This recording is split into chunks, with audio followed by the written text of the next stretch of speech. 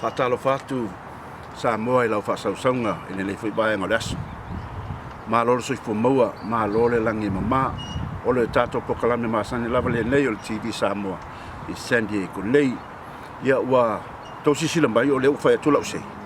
Ia o le sei o le wingo le sei. Ia mori alofa anga I o tato tina. Wa o te manatu. O lea ua so sa nisi bae ngā o le laulangi. E pe ona iaia au Sitalia, New Zealand, Samoa. Ia ua lea ua stona I Amerika.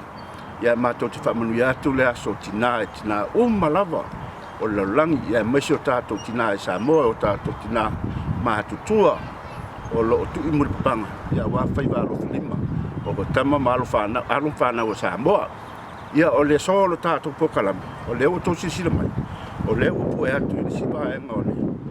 Tono se neko nei ele mafuanga e se o se tala se taimi ai mo tato pokalame le so ia tele la batala na tolo o fia fafonga e pa yo tato no ia me se foi la sila mai mo mai e se taimi ono to le tato from talanga ia tato fo ia tu le station a se neko tato TV ia monisi tato tala pe o meolo tupu Samoa ia o meolo fevesi nelu tato tu ai mo le so lava ia leo tausi sila mai o leo amata tu I le fa moe ia pe ona tau atu le taimi ma fol atu le TV de vai son tene o le so le fa moe le tato Samoan Association tono America nei o le tufanga yo me ai mai se o me lo ni le na ai ia nei vai tau fianga e tato ma fa mai mo le tala vai fa mai ia o lo fa na o le o tala ni si vai o America nei pe o nei fale ainga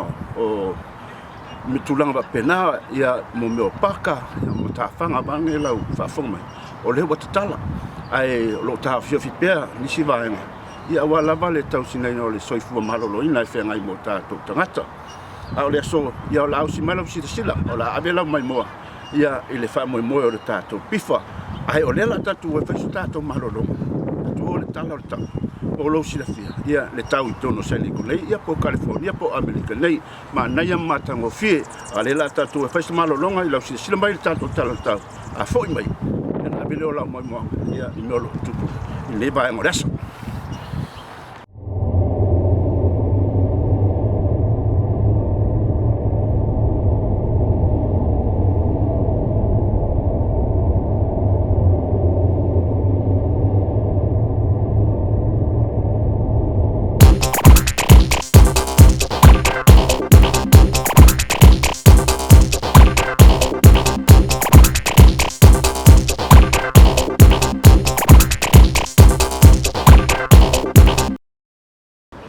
talo fatu ne ba ngolas lau fa sa songa Samoa ia malo lava le tawatai olo laso nei le sa tolpoina wale fa mo o tatu community sene ko nei Samoan Association a me se foi le lango malosi ale pifa le pe ono to se sila mai ia ile ano le olo e fa so atu I malo tatu tu o le tala nei o le tele lava ta vale o vai tonu mo mia soan ia ai patalo fatu tele o tato tala ia la abatu la vai malas au lewa to sila mai ia lewa matal tato fa mo wa to tele wa mai matal mai au ia alo tali to tele a me sel tato tu samo ia wa le a fa tali alisio tato tangatu e a mai matal mai au ai fa tele to mo se tato tala se si va ngale po kala mile sofa tai talo fatu ne ba ngalas no ma fatase ma le so ya tion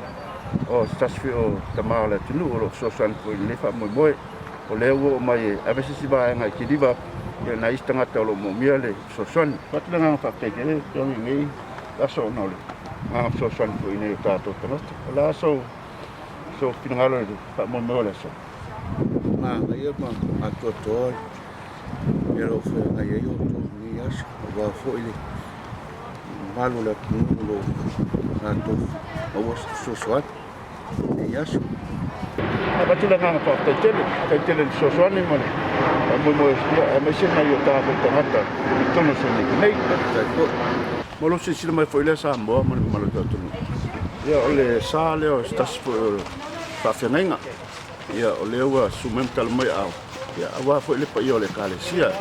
So sali le fo ba ngal tato kalam ia masel tato sa mo le soses. Ia mo le sunga fa fenga nga mo le kalesia le wala watu olo fa tu molan sa non ta vale. Ia se manele fa fong malul tato. Tulu. No, that's too big. Happy Mother's Day to everybody.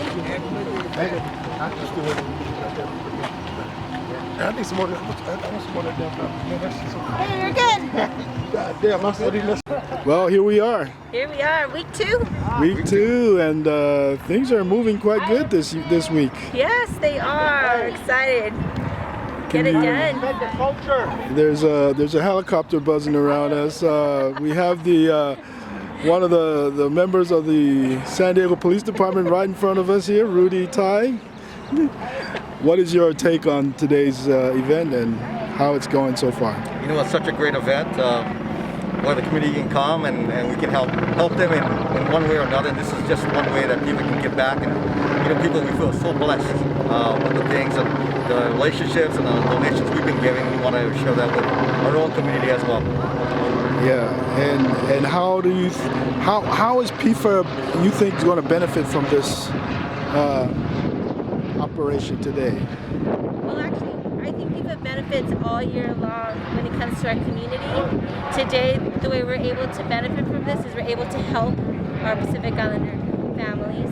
And we're able to see those that we usually would see probably on a weekly basis. We're able to see them after so many months. So it's a blessing to us in that aspect as well. Any events coming up for PIFA in the near future? At this point, we are optimistic about the festival. Again, it all depends on what is designated by the city and the state. But as far as any events coming recently, there isn't anything planned at this time. Okay. Well, any words of advice before we move on to see the rest of the cars coming through? Stay safe, stay healthy, Serve others. serve others, do God's work. Be blessed. Thank you. Thank you. Adios.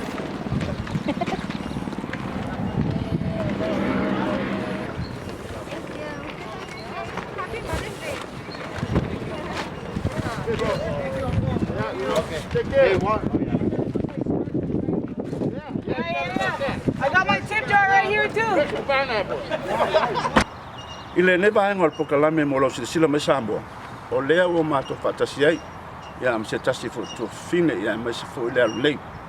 O le tina ya Doreen ale limba o ia o le faila tusi ale tato Samoan Association I sene kundei.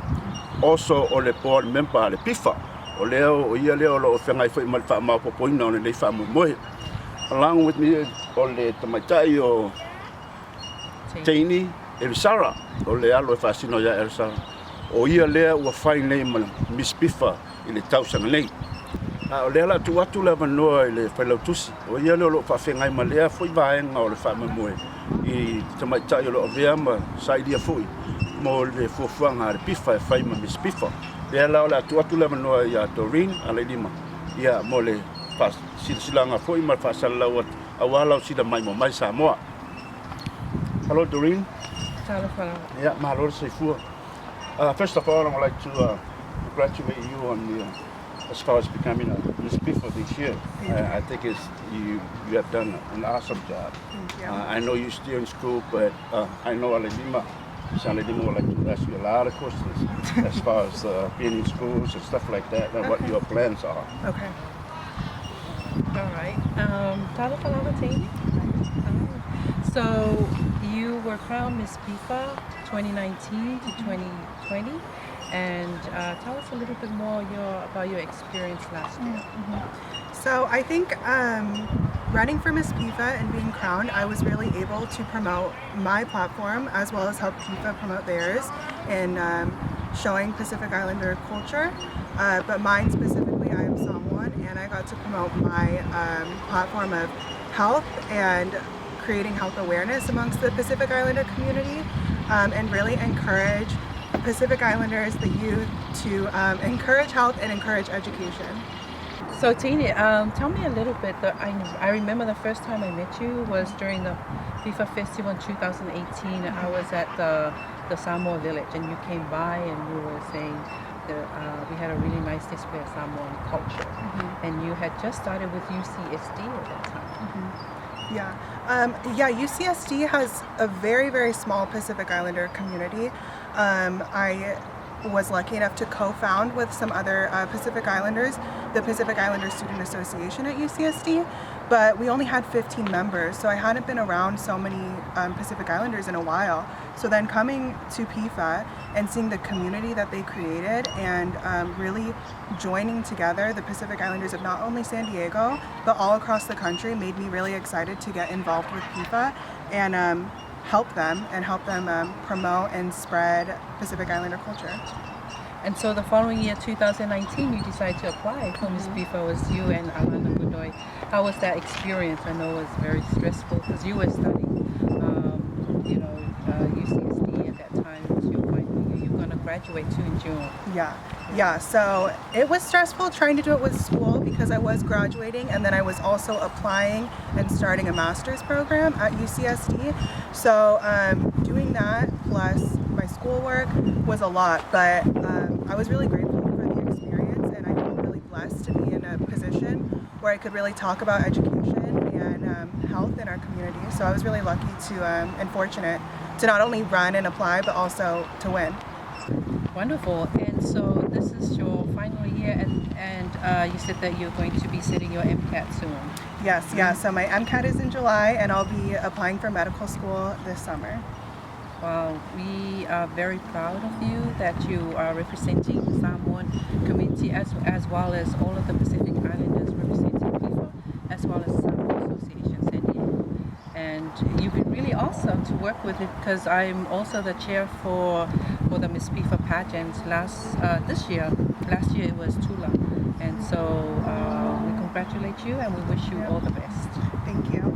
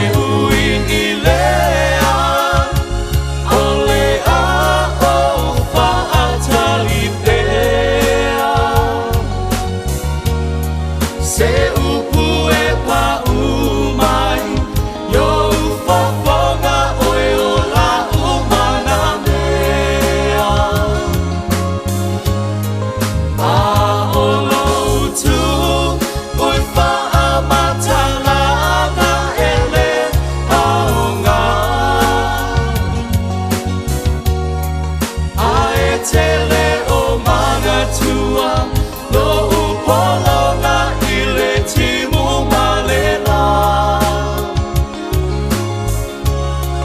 ai tele o mana tua no upolonga ile timu malela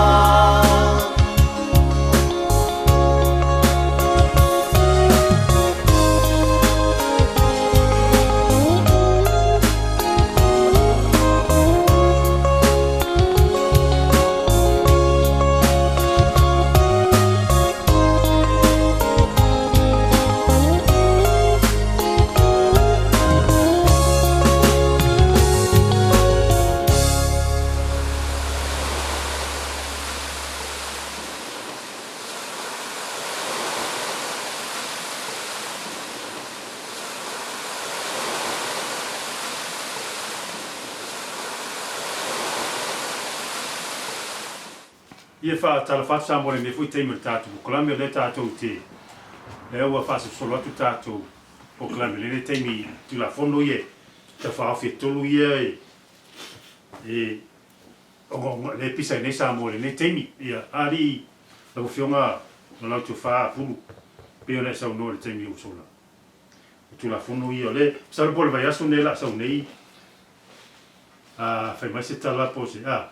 Sau noa te maara. Ale a foi le aul malo po la fionga ia tuim le whanu sua lau vi. O la santala mai foi ua leua. Ua le vai aso tia nei na whai ia le tautalanga le. Le fionga ia puta psespi. Tu ia tua te puta psese efi. I longa ia foi la ngona.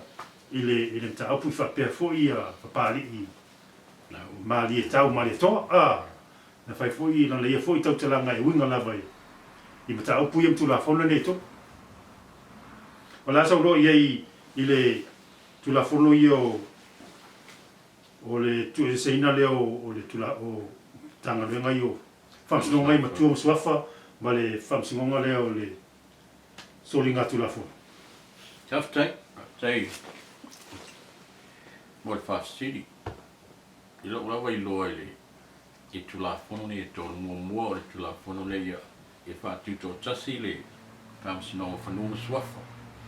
Siri e sea tatu te mai lo a lo lava la ngona mo lo lava i loa wa le o fa pea o mo watu le si fa tala fa pea mai tala noanga i lunga le TV a loia a fai e fai fa msinonga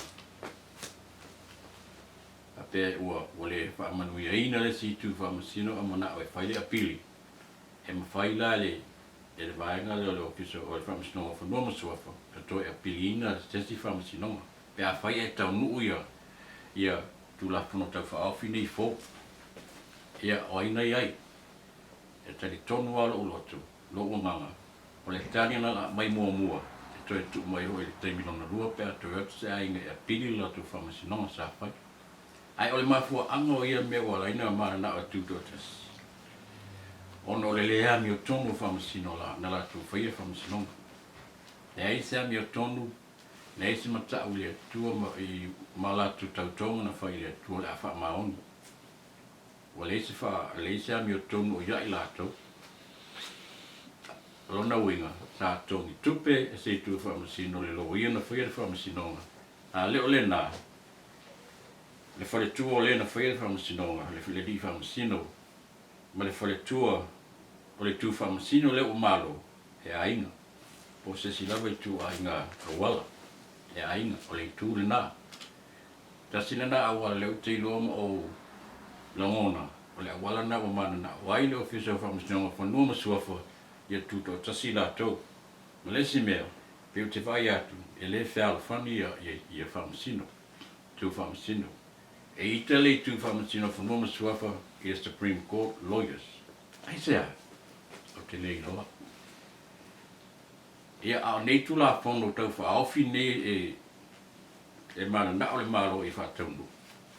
O le aua umo nei mea, pule tu la epa i mataio o nuu te tō sasi mainga, pule i whanua malau ele o Samoa, e le te taio na whetaui.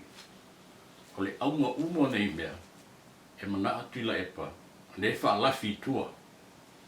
Tuna wha moe moe, e wha tau whanua Samoa, ia saina ono le oa mana o le oa le o wai malo tatu malai ona pisa o fa pene ona mota upu fa pele a mai le malo e mana na o ia pule le malo i fanua Samoa pule tangata Samoa ala le au ngā matai Samoa il pa ia mal malu le kundu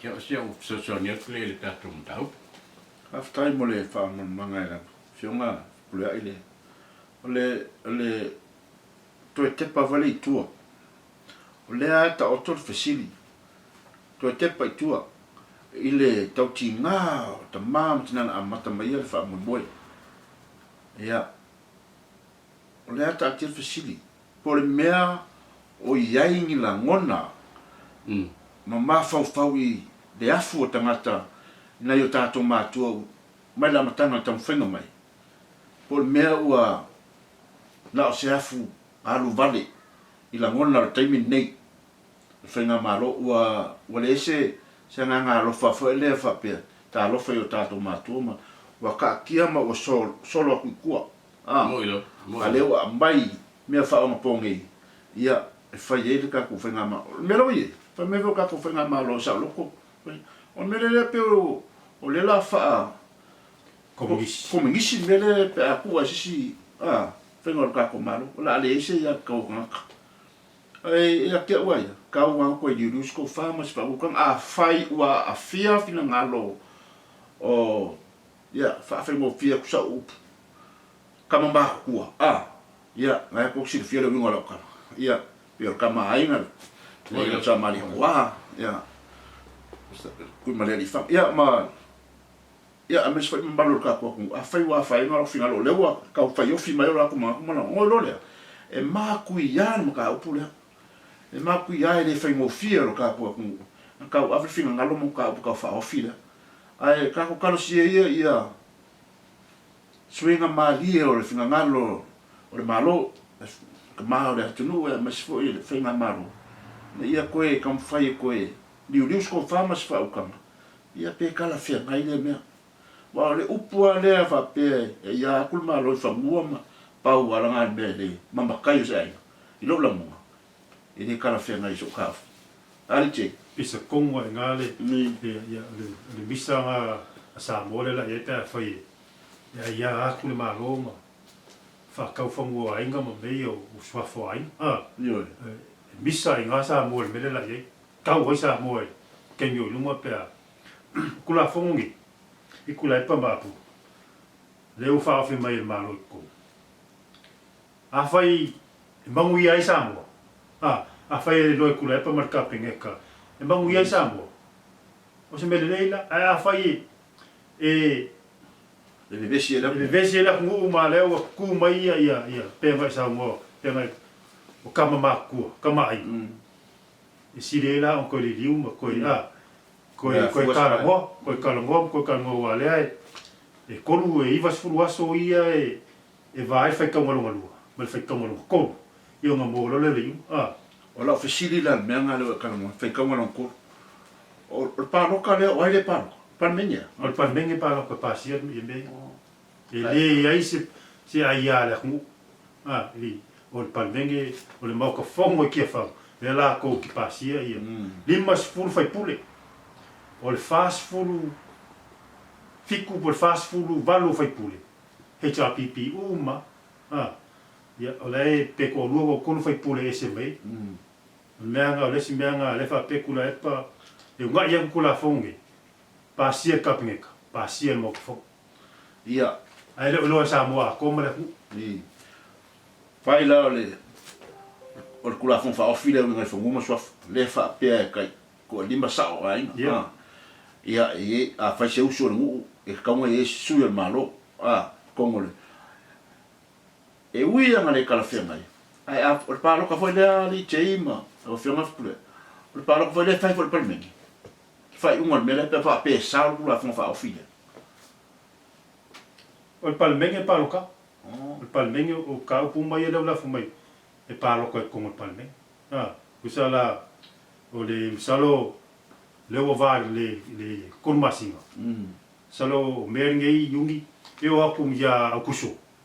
o mo se fai o pili nge kom fai kongolo kom fai no mal palo ko pasia ia pe pasia ai ale pasia ia ko mai fola ia ko mai fola le cha pipi se skai el palmia mal kap nge ka se skai pe a fai le pasia ai o mela o mo lunga ia le ia palmia mal kap nge e pasia ka pu ko pasia ka pu ia de la vesinga la pu fera la fai ia e ngofo ai popole wai o leve besida ku fai ai pasia le ka le ka fa ofi le ka fa ofi ke lo an besida ku ke lo de besida ku ulanga a misia me o fa ngoma so wa le lopo le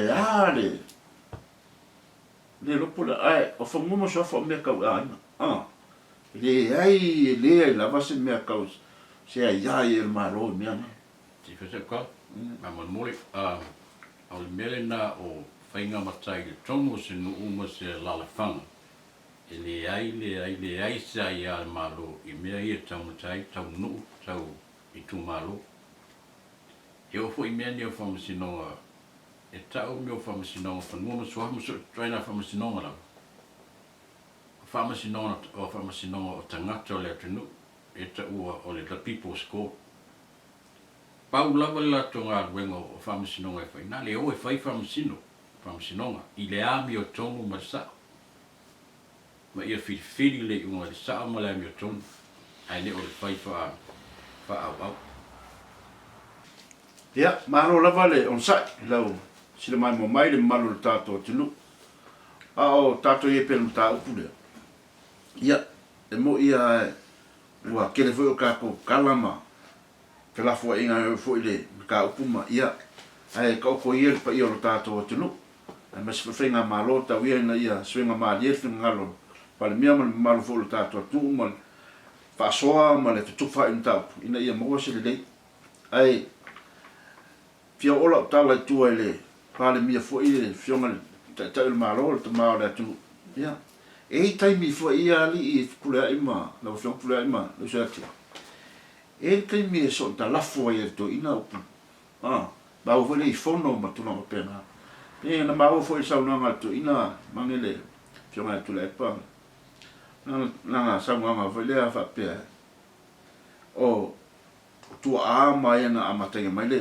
nei fa mo ma le tato tu no ma fenga malo ele lava so lato malama me fa un pongi pe o la vele va pe ele lava so la ko malama fa yengi me a makau dia wa dimma se fluka sa ma ko be fa va sa mo le yes me fa le ko o le fa va fa ka o ko inga ma la maka ya inga kupuma so tato malo le anga sa wel malo le se no fale ko fa le ko nge anga ko kasui mengi ma me ai o le kasui o le skuinga le nga lenga fa ka o ko ba kumbatu fa vai le nga ye inga o le popo lenga la o suinga la ni ai o le sama nga le tamala tunu va pe e va le ai nga am ka mai de e vai ia ku sala va pe me va le ai o e le o si tu ina le afu male ia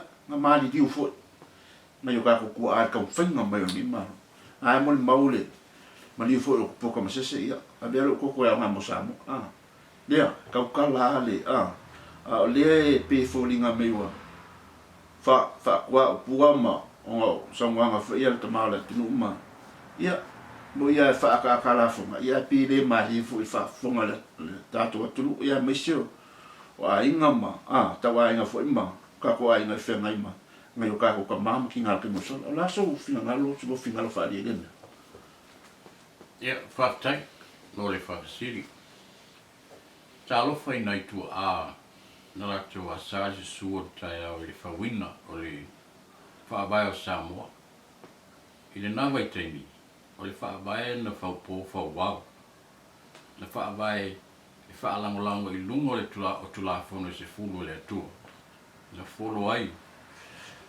ia tamali na fausia le tatu fa vai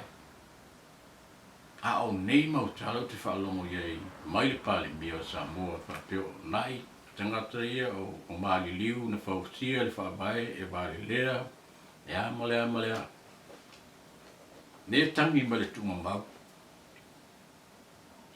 E tau nu ai upu, e le o maali liu wa. Talo whae. E masaa fo i o lato, masaa le toto. Ona te mo whainga i a sa mua i a sa loto mo tuto atas. Leo tato o ai nei whare seo nei wai taima. Se i wangana ai tangata nei, ao le hao fo i o le maa loo whea o iei.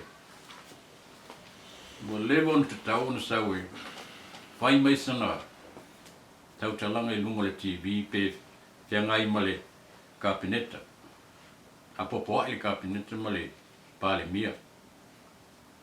E matua onga sau nanga le pale mia i lunga le ea, e winga i nai tua na fausia tu la fono ma le whaawaya Samoa. Talo whai.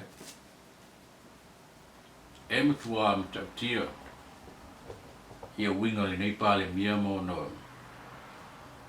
E ita mo fie, o te tau, ona ave e se a onga voile, e control ai longa anchor. Ona tua matautia. Samoa, awa tātou te whewhewhe tū la i whaile mi o tonu man me tonu. A ieisi me whale tonu te tonu ka pineta, o lou malo, a mai uman me sa am tō, tau te tala i palmi. Ia, nao tō whaafonga mai, ia, i whinangalo whaalia fu inisi o ta maore atunu o loi, ai tau malele, ia, o loo mātou lala fu i tonu Amerika nei, ia, el manatu e le e pawai o nisi o fu i o penga ta whailangi o loo whaasalawe nei, wha moe, a mesa tātou Samoa, o loo tele anu talanoa no nem ta upu. El manatu ia, o la whaamata il tātou talanoa, to tudiro man ta upu i le vai aso fou la fa wa nisi foi ia man foi tama o a mafuta mai ta to faso ia e winga lava ta upu le ala si sila mala moi mo neas fa ftai tele fa ftai le no sai ia fa ftai ma lo tai ma lo fole ia si sila mai mata po mai so ni mo le tanga fa ftai tele lo fiona pule fa no foi o taimi ta ua mo taimi ia ona ole le foi ta upu tala no ina ni aso ele ngata na tato ia ai telefo ia alo foi fa na ola tunu lo ia mas foi ta ma ola tunu mo tina lo ai tau molele tato lo ifaf ia lo fa al pero la to finangalo ia o le fia ma le fia ia o finga la vio ta o finangalo fa so ai ia ona ia mau ai se ai ta o to pe ia le tonu le ta ma ola tunu ma le finga malo ia